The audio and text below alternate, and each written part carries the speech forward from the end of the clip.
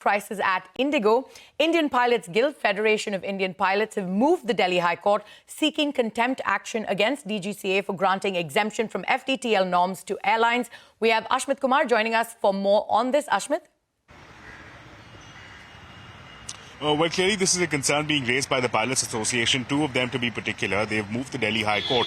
What they're flagging essentially is that the FDTL norms, which is the flight downtime provisions that are there in the rules in the DGCA as a part of the CAR, that has not been complied with, and they are targeting the DGCA officials here, saying that these rules were in fact agreed upon by all the stakeholders concerned. That's the airlines, the DGCA, the regulator, the pilots. This was something that was agreed upon, that there was a prescribed timeline that had to be followed, that timeline has not been complied with, finding fault with the conduct of the DGCA, saying that now, especially in light of the recent crisis that we saw on account of Indigo, they're saying that this was a crisis of creation of Indigo itself, that this is something that should not have been permitted by the DGCA, that the exemptions that have now been provided, the extension of the timeline that has been provided to Indigo to come on board with the FDTL norms is also something that the DGCA could not have done, and that this is in contempt of earlier court orders, and that to that end seeking action with respect to DGCA officials.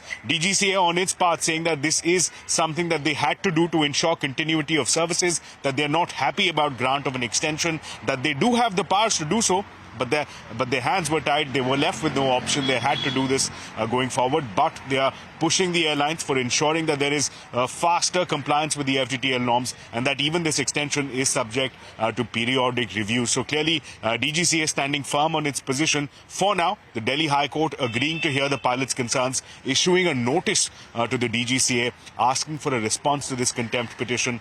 This case, we understand, next will be heard in the month of April of next year, 2026.